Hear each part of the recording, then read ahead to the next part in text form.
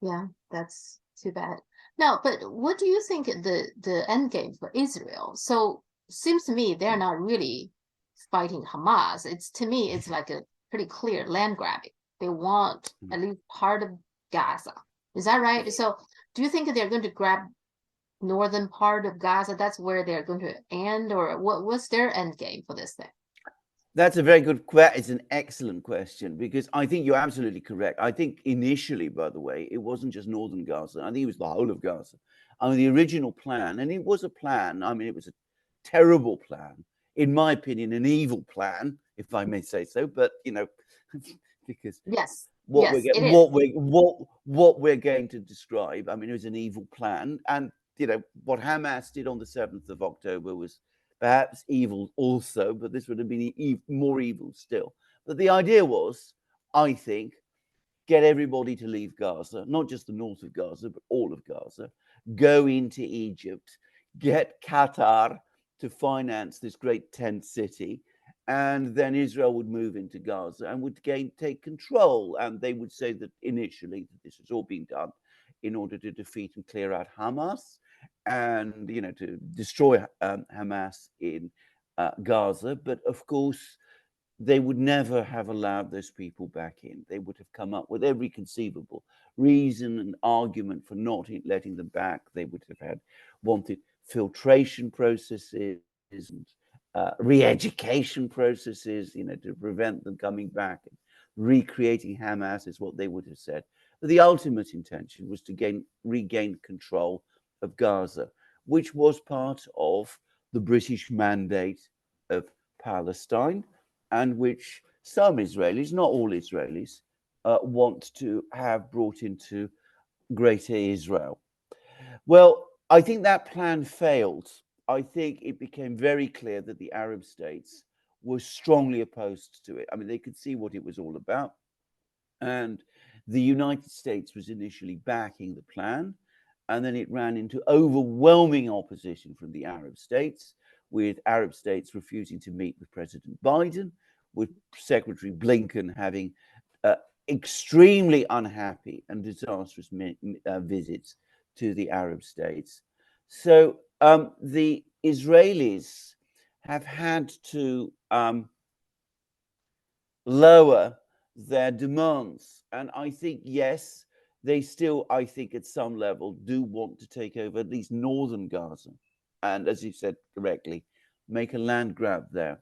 But my sense is even that now is becoming increasingly out of reach because the political pressure from states around the world, the Arab world, the Muslim world, which is an important meeting, the Chinese would come to, the Russians, the global south, is becoming so strong that it's becoming increasingly difficult for the United States to support this plan.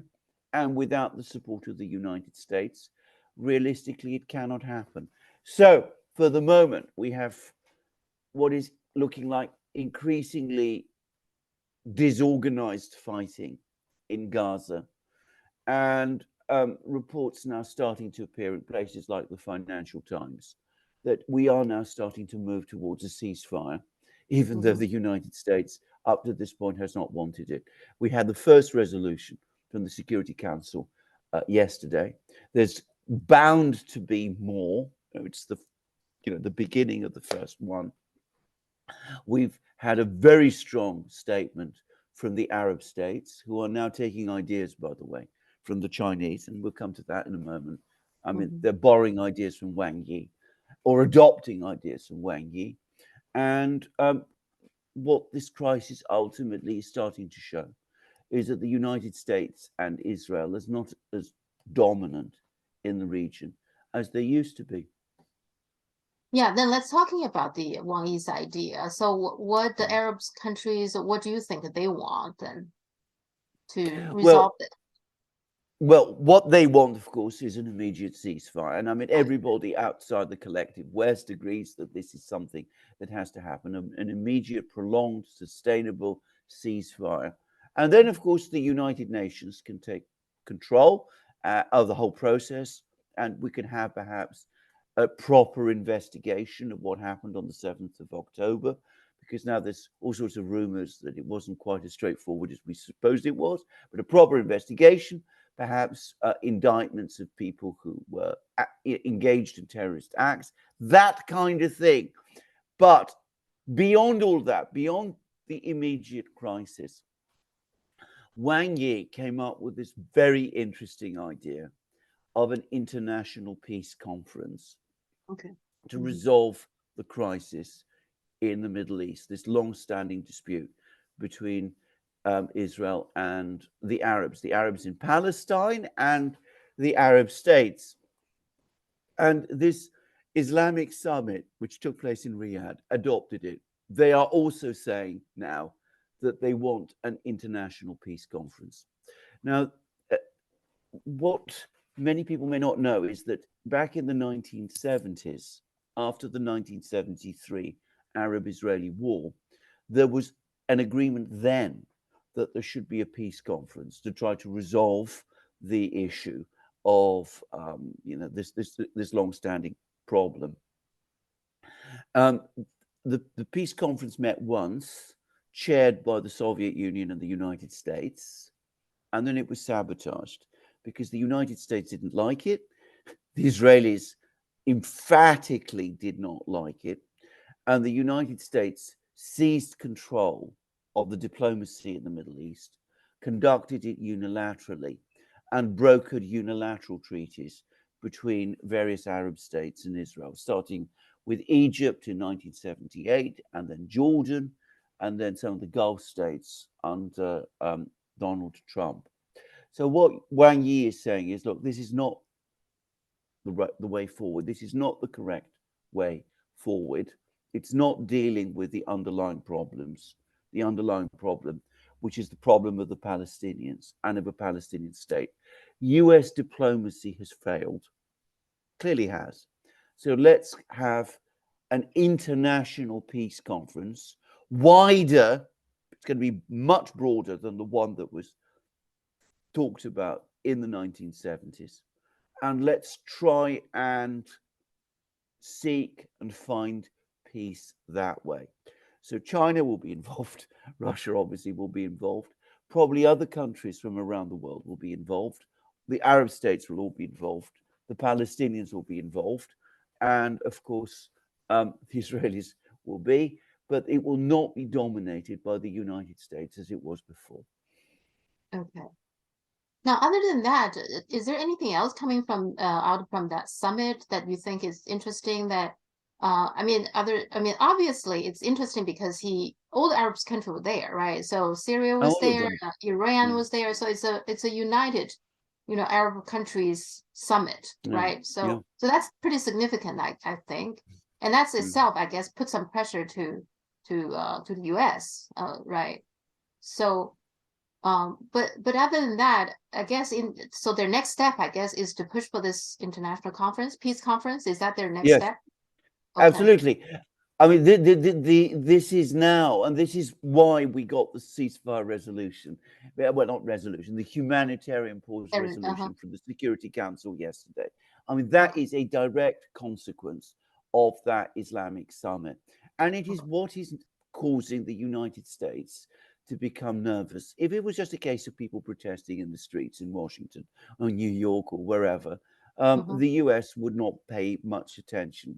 There'd be some worries about the electoral consequences of this, but it's not something that they would be too concerned about because the election is a year away, memories are short, you can win people back.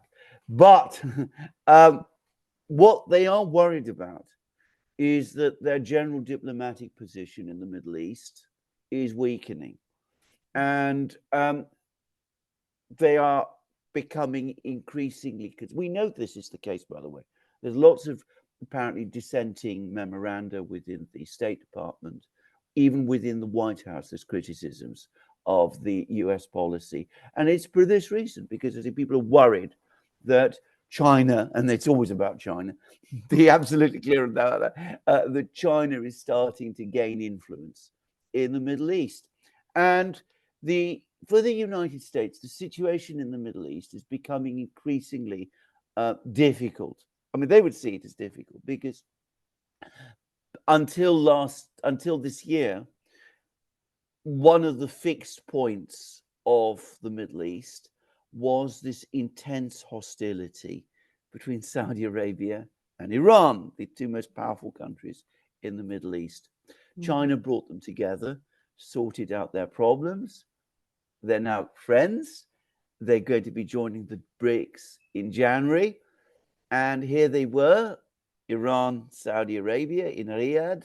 You saw the leader of Saudi Arabia, the Crown Prince Mohammed bin Salman, and the president of Iran, Ebrahim Raisi, and they're sitting together, all smiles.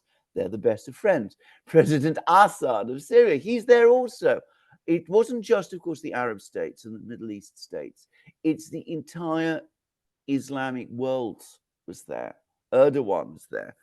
The president of Egypt was there. All of these people were there. The president of Indonesia was also, I don't know that he was actually there, but he sent representatives too, which were fully signed up to this plan. Now, the president of Indonesia is important because Biden had a scheduled meeting with him in Washington just before the summit meeting with Xi Jinping. So the Americans are very keen to win over Indonesia in this grand strategy they have in the Pacific against China. So they cannot afford to anger this person. And in the meeting with the president of Indonesia was very interesting because all sorts of statements came out of it, strategic partnerships and all of that. But if you actually drill down, it's clear that he was concerned, again, about the situation in the Middle East. And I was reading articles, again, in the British and American media about how the Indonesian-American relationship and the meeting was at times rather rocky. So the Americans are having to retreat. And that's why we got that first resolution yesterday.